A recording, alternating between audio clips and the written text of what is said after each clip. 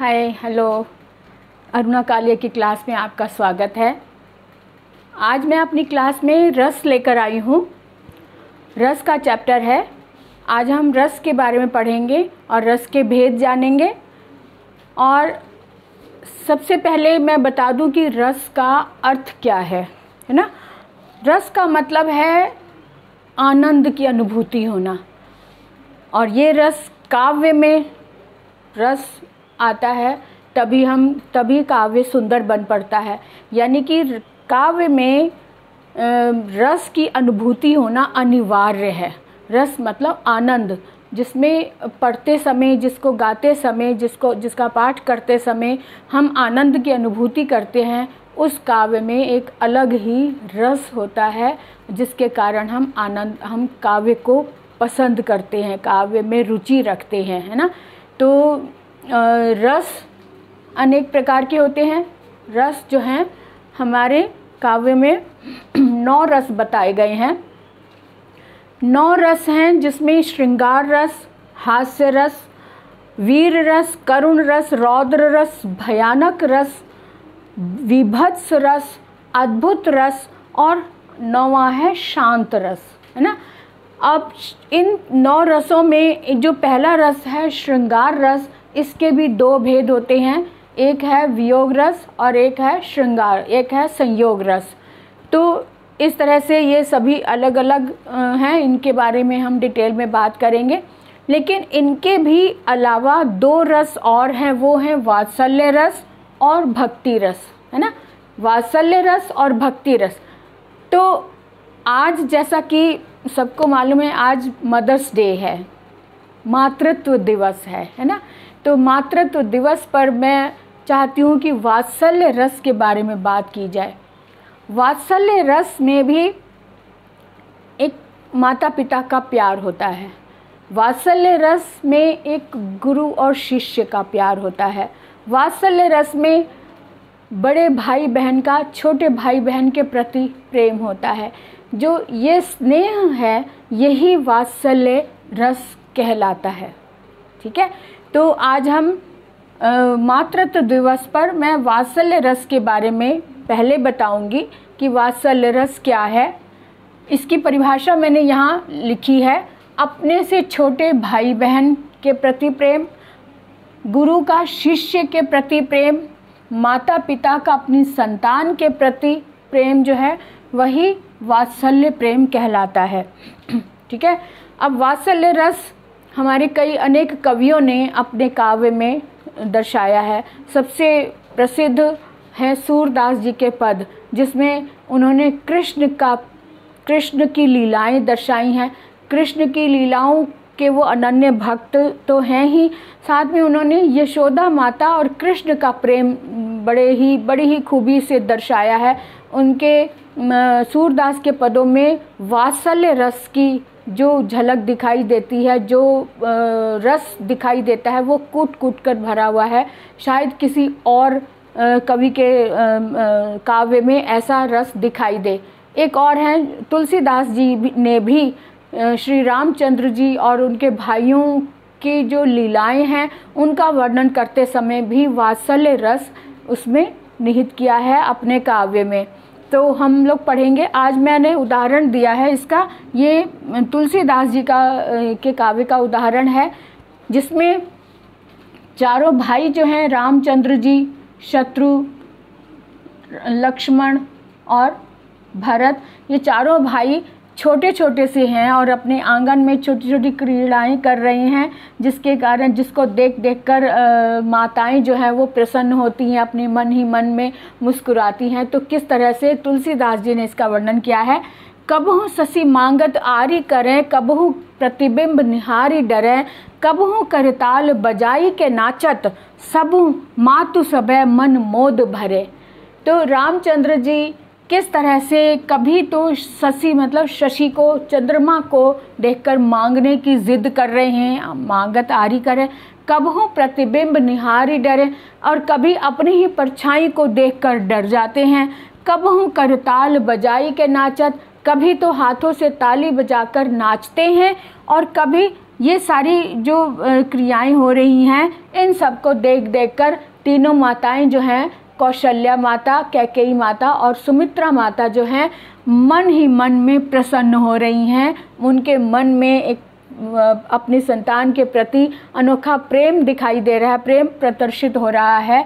वो अपने मन में उन बच्चों की छोटी छोटी लीलाएं देखकर प्रसन्न हो रही हैं। ये हैं तुलसीदास जी के का वात्सल्य रस से परिपूर्ण ये काव्य। तो इस तरह से हमने देखा कि इसमें वात्सल्य रस किस तरह से भरा हुआ है। माता अपने बच्चों की लीलाओं को देखकर कैसे प्रसन्न हो रही हैं, ये यानी कि माताओं का बच्चे के प्रति स्नेह इसमें प्रदर्शित हो रहा है, जो कि वात्सल्य रस से भरपूर है।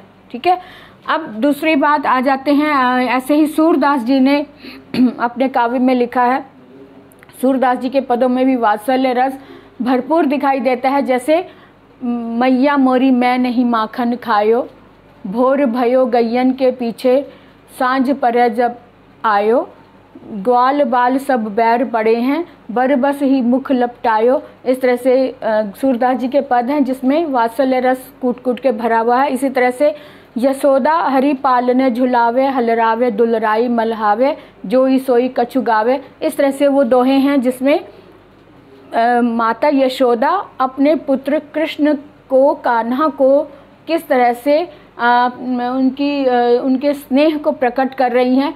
सूरदास जी ने अपने पद में कृष्ण और यशोदा माता की क्रीड़ाओं को दिखाया है। माता किस तरह से अपने पुत्र को सुलाती हैं और कृष्ण नटखटपन में उनको परेशान भी करते हैं। कभी तो आंखें मूंद कर सोने का नाटक करते हैं और जैसी माता जाने लगती हैं तो वो आंखें खोल के उनको बुला लेते हैं। तो इस तरह की छोटी छोटी नटखट वाली क्रीड़ाएं जो हैं वो सूरदास जी ने अपने पद में बहुत ही मनमोह लेने वाली काव्य में रचना की है।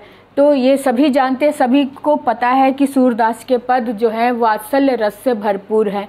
तो इस तरह से वात्सल्य रस हमें अच्छे से समझ में आ गया, जिसमें माता पिता का अपनी संतान के प्रति जो प्रेम है वो वात्सल्य रस कहलाता है। इसी तरह से अपने छोटे भाई बहन के प्रति भी प्रेम, वो भी वात्सल्य रस कहलाता है। गुरु का शिष्य के प्रति प्रेम भी वात्सल्य रस कहलाता है। अब दूसरा आता है भक्ति रस। भक्ति रस में हम देखते हैं कि एक भक्त अपने इष्ट देव के प्रति कैसे भक्ति प्रदर्शित करता है, तो उसे हम भक्ति रस में उसमें रखेंगे। जैसे कि मीरा के पद ले लेते हैं। मीरा के पद भक्ति रस से भरपूर हैं, और क्योंकि मीरा जो है कृष्ण की भक्ति, अनन्य भक्ति है, अनन्य भक्त हैं, जो कि उनके प्रेम में इतनी मग्न है कि वो अब घर बार छोड़कर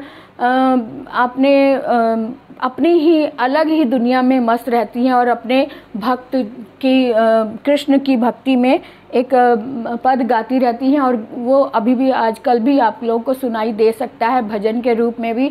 जैसे मेरे तो गिरधर गोपाल दूसरा ना कोय, है ना, तो जाके सिर मोर मुकुट मेरो पति सोए। इस तरह के दोहे हैं, इस तरह के पद हैं मीरा के पद, जो कि भक्ति से भरपूर हैं। तो भक्ति रस क्या है? शिष्य का गुरु के प्रति प्रेम, भक्त का अपने इष्ट देव के प्रति प्रेम, और ये जो प्रेम है, ये जो प्रेम प्रदर्शित होता है, उसे ही भक्ति रस कहा जाता है। ऐसा प्रेम ही भक्ति रस कहलाता है। ठीक है, तो इस तरह से आज मैं आपको सिर्फ वात्सल्य रस और भक्ति रस के बारे में ही बता रही हूँ। अगले वीडियो में मैं श्रृंगार रस और इसके दोनों भेद के साथ, श्रृंगार के दो भेद हैं, संयोग और वियोग, तो और साथ में हास्य रस, ये दो रस लेकर आऊँगी। इसके बारे में डिटेल में बात करेंगे। तो तब तक के लिए आप इनके उदाहरण, बहुत सारे उदाहरण नोट करें, मार्क करके रखें, उसको याद करें, ज़ुबानी याद करें, ताकि कई बार ऐसा होता है कि अचानक से कोई प्रश्न इस तरह से आ जाता है, तो उसमें अगर हमें याद होते हैं तो हम फ़ौरन वो लिख सकते हैं। और दूसरी बात कि बेटे, जब भी आप वीडियो देखें, पूरा देखें, और पूरा देखने से पूरी नॉलेज मिलती है, और पूरा देखें और साथ में सब्सक्राइब ज़रूर करें। और मेरा आपसे अनुरोध है कि वीडियो तो पूरा देखते हैं, वो दिखाई देता है, लेकिन आप सब्सक्राइब नहीं करते हैं। सब्सक्राइब भी करें। सब्सक्राइब करने से क्या होगा कि कोई भी वीडियो छूटेगा नहीं, जो भी वीडियो बनेगा वो आप तक ज़रूर पहुंचेगा। और साथ में बेल आइकन ज़रूर दबाएं ताकि कोई भी नोटिफिकेशन फ़ौरन सबसे पहले आपके पास ही पहुंचे। और लाइक करें, कमेंट करें। कमेंट में आपके मन में कोई भी प्रश्न मन में उभरता है इसके प्रति, या हिंदी व्याकरण से रिलेटेड कोई भी प्रश्न आप पूछना चाहें, कमेंट बॉक्स में आकर पूछ सकते हैं, आपको उत्तर ज़रूर मिलेगा। और जब आप लाइक करते हैं, कमेंट करते हैं, तो आपका प्रेम हम तक पहुंचता है, क्योंकि आप हमारे सामने तो है नहीं कि हम आपका फेस देखकर, चेहरा देखकर हम जज करें कि आपको कितना समझ में आ रहा है, आप कितने संतुष्ट हुए हैं। आपके कमेंट से ही तो मुझे पता चलेगा ना कि भी आप कितना समझ रहे हैं और कितना समझ आ रहा है, या कितने संतुष्ट हैं। या आप कमेंट ज़रूर करें। कमेंट से ही मेरा मनोबल बढ़ता है, मुझे आप तक, आपका प्रेम मुझ तक पहुंचता है, और जिसके कारण मेरे मनोबल बढ़ने से मैं और भी अच्छा वीडियो आगे बढ़ाती जाऊंगी, आगे लेकर आऊंगी। और इसके अलावा आपका कोई टॉपिक आपके मन में आता है कि ये टॉपिक हमें समझना है, तो आप वो भी लिख सकते हैं कि आप ये टॉपिक समझाएं, तो मैं उसे भी बहुत अच्छे से समझाने की कोशिश करूंगी। तो आज तक का इतना काफ़ी है, तो अगले वीडियो तक के लिए बाय बाय।